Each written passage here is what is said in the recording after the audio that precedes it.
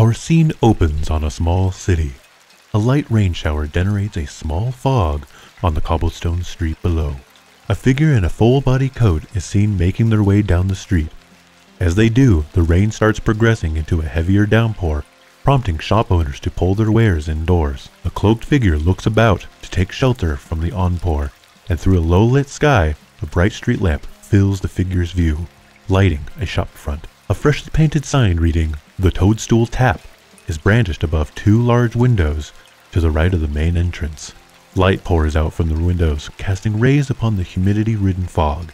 "Guess this place is as good as any," whispers the figure as they force their body to the warm entrance in front of them.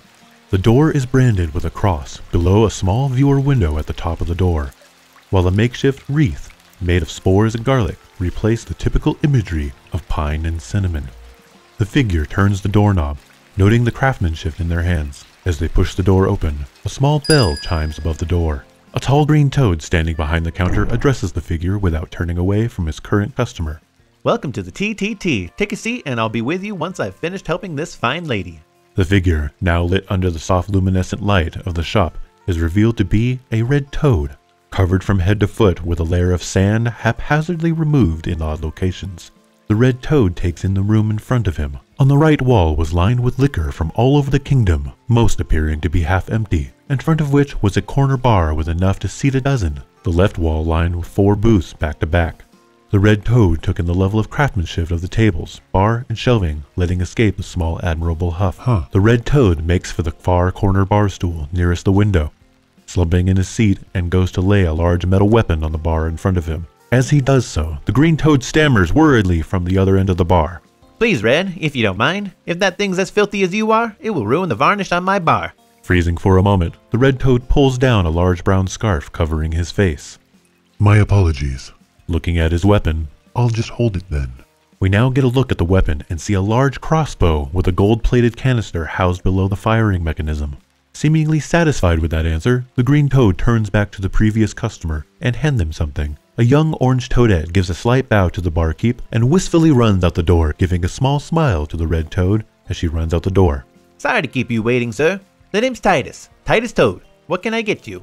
Barks Titus brazenly, garnishing a previously clean glass in one hand and an embroidered cloth in the other. "Please, just Captain will do." Now glancing at the vast collection of ale and liquor to choose from, "What do you have that can numb the heart for a few days?" Giving a concerned look.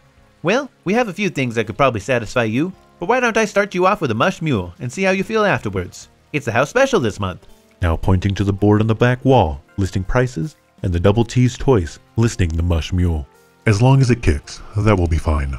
Captain gruffly proclaims, shifting his gaze off Titus and down at the bar. As Titus moves to prepare the drink, he proclaims, "Coming right up, Captain, and I apologize in advance. Normally I'm better prepared for these drinks, but as you would be aware, the seas of all precious metals means I can't serve it in a copper mug. You understand?" The captain nods and begins to ponder the recent events and what led him to this establishment in the first place. Imagery of fire and wisping sand fills the captain's mind as the sounds of crying and screaming begin to fill his ears. Slam! A large bottle is plopped in front of the captain, breaking him from his trance. Beside it sits a brass mug and a small star-shaped glass bowl of limes cut up in it. "You seem to be lost in thought there, Captain. I was asking you how you got so dirty in weather like this." Gesturing out the window to the now heavy downfall of rain. "But it seems like whatever is troubling your mind must be the answer." In a moment of brief astonishment, the captain shares a disheveled look with Titus. Without giving time to answer, Titus continues. "Tell you what, Captain, this month's been good to me. If you tell me what happened to you, you can finish the bottle on the house." Titus, beaming with a positivity the captain hasn't felt in himself in a long time, looks expectantly at the captain, giving a smirk. "Geez, Titus, are you this generous with all your patrons?" Now reaching for the bottle and brass mug beside it. "Only to those with a trade not for sale in this town." Titus now looking more solemn than he's been since the captain walked in. "Experience is hard to come by in this new era." Now glancing at the filled mug in front of him, he steels himself and downs the beverage without break. Recoiling from the effects of the drink, he forcefully puts down the mug on the bar and reaches for a lime. "So be it, Titus. But this experience doesn't come with a happy ending." Titus watches as the captain fills his mug again. Pulling out a stool behind the counter, he pours himself a shroom and tonic and sits sideways with a leg draped over the other. Understanding his cue, I guess it all started at the Great Dimensional Merge, when I discovered how weak I truly was, and how that cost me everything. The scene fades out the window, panning beyond the street, revealing the low-lit sky from earlier is from a neighboring village. Ablaze. Fade to black.